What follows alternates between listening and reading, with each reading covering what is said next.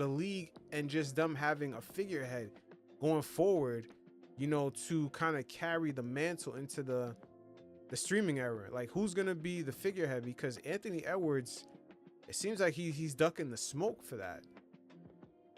Anthony Edwards, and I don't think he can avoid it. I think Cade Cunningham could be a good figurehead if they're able to figure out how to market him a lot more. Mm-hmm. I think it has to be, I hate to be that guy, but I think people want an American figurehead, man. It has to be. It Um, has to be an it has to be American American. figurehead.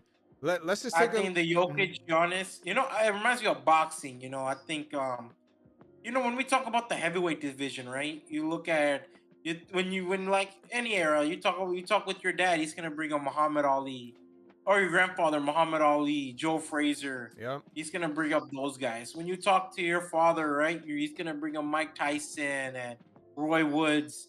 And then when you look at the 2000s on, Klitschko was the face of the heavyweights, but Klitschko was never that superstar, right? Despite being a really good boxer, because he wasn't an American, and the Yep. American swagger kind of comes into it. Yep. Where I think Jokic and Giannis are charismatic, they just don't have that flair of an American.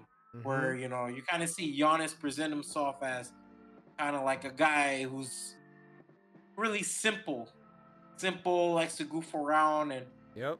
And it and, works, but and it's not and something people want. People like people like flashy flair. They like personalities. flair. And then the Yeah, American audience, you got to market cool to them. And when the American yeah, audience likes something, the rest of the world tends to follow because they set the trends of what's what. Look at Hollywood. There's no Hollywood anywhere else around the world that has that type of influence. That's all no, American bravado. yeah. The excess of It's the wealth, American dream. coolness. Yeah, of course. Wall Street, Hollywood, whatever you want to talk about. Yeah. And like even Jokic, he's kind of ducked it, right? But I think not, I wouldn't say he ducked it, but I don't think he understands it, to be honest with you.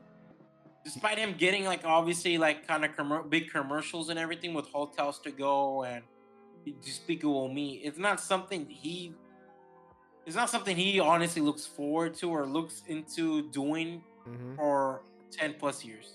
Yeah, it's a And I cultural don't think issue. Luca And I don't think Luka has that kind of swagger in him from what I've seen.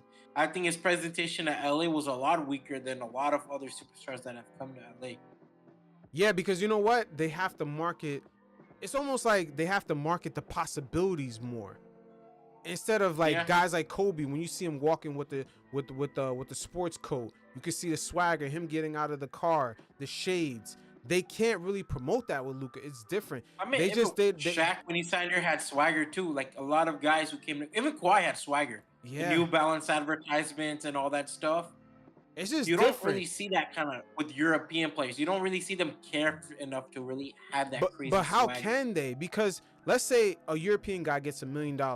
He's gonna spend that $1 million differently than an American would. When people see Kobe, they Yeah. see Shaq, they see them come out the Ferrari, the stuff that they buy, the clothes that they wear.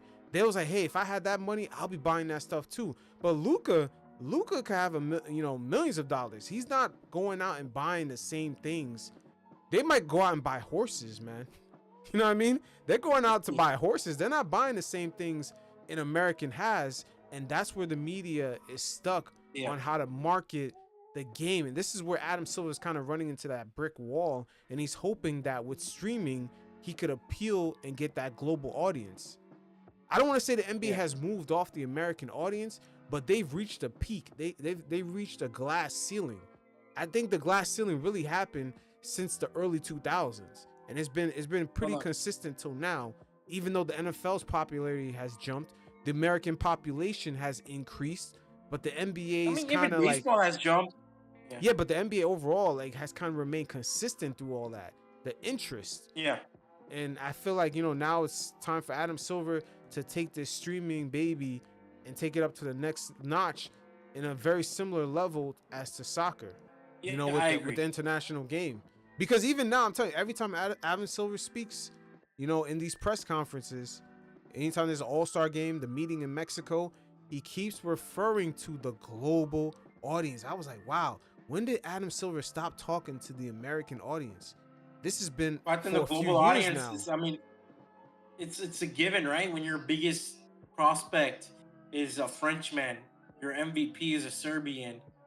You know, your past championships for the past few years have been, Giannis and Jokic and, Shea from Canada. The conversation obviously is going to have to appeal to a global audience. Yep. And, unfortunately for Silver, it's going to be tough to market one of those guys, even Wemby, as the figurehead. Because Anthony Edwards, in a way, should be the guy taking that mantle. He has the charisma. He has the media already on his side. They know how to market him. It's already been proven. They have the formula. They have the formula from Kobe, Jordan, Magic, even Larry Bird. They have that American formula. Even Tyler Hero. If Tyler Hero had Anthony Edwards' talent, they know how to market him. They do not know how to market Luka. They do not know how to market Jokic. I was watching Anthony Edwards with Obama, and we just kind of this is a recent clip, and it was hilarious, right? Anthony Edwards. Yeah, because he had a lot of arrogance. He had a lot of arrogance. And his charm is coming off, and you're just glued to this guy. Despite being in a room with Steph Curry, LeBron James, Kevin Durant, you're kind of glued to this one guy in that whole thing.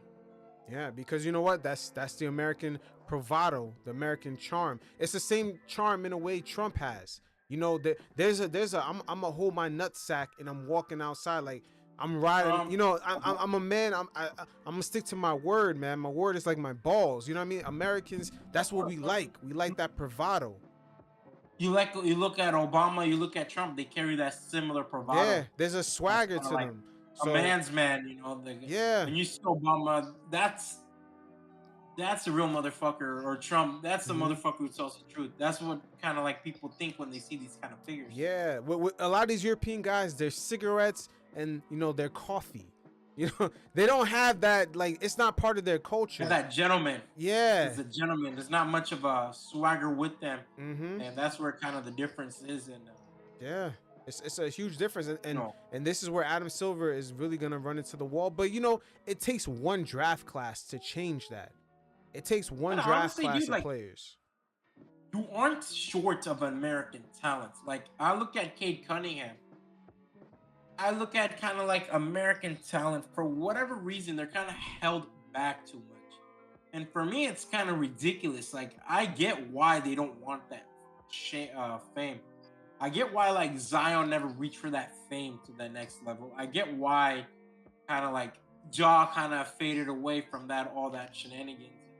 Kind of the interest of being that. Ja had it. He had it. He had it, and it was organic.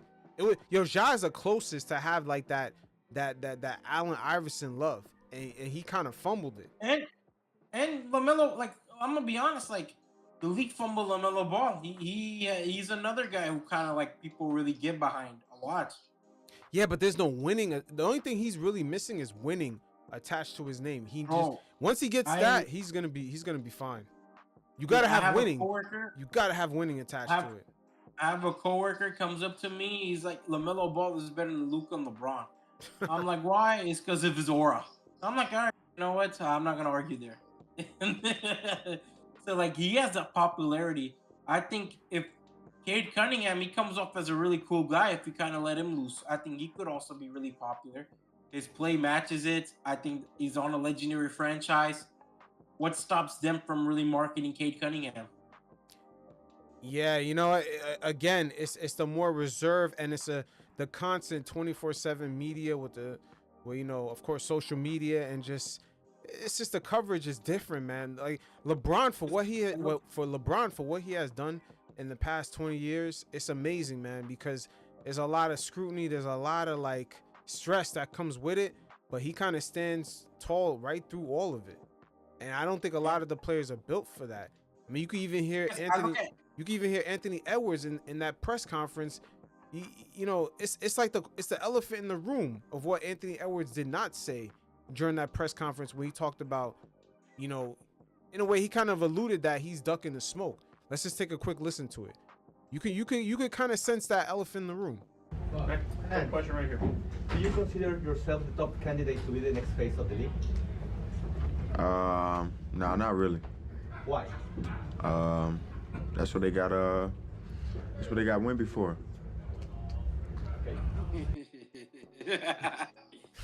That's the elephant in the room, man. He doesn't want to deal with all that fucking pressure, man. That social media judging.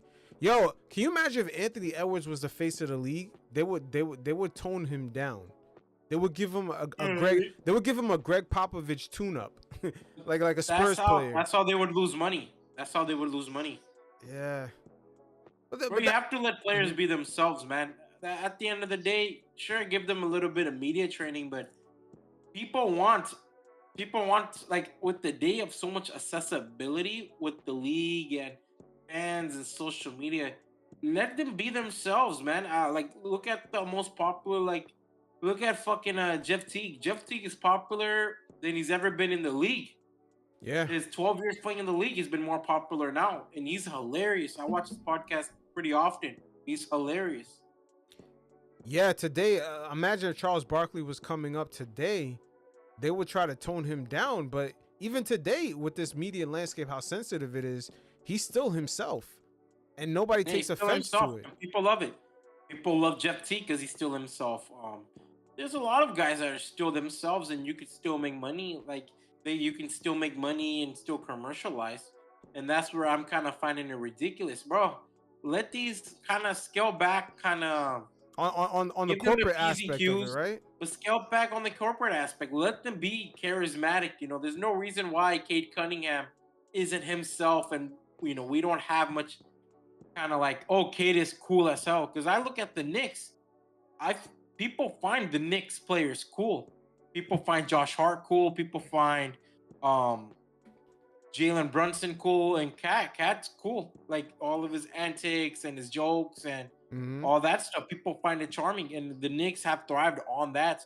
I think the Celtics, they don't really have that charm for whatever reason. I don't think Brown really puts himself out there like that outside of his academic success, which God bless him. Tatum seems to be much more reserved. Porzingis has a lot of scandals in his life, so I think it's best for him to kind of stay away. And I don't really see Derek White being someone people go crazy over. But you kind of have like people go crazy over LaMelo Ball, who's himself, and people go crazy over all three of the brothers, to be honest with you.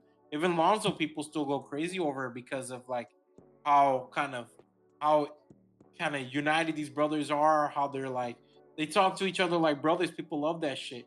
You look at LiAngelo Ball, bro. He had a big song come out a month or two ago.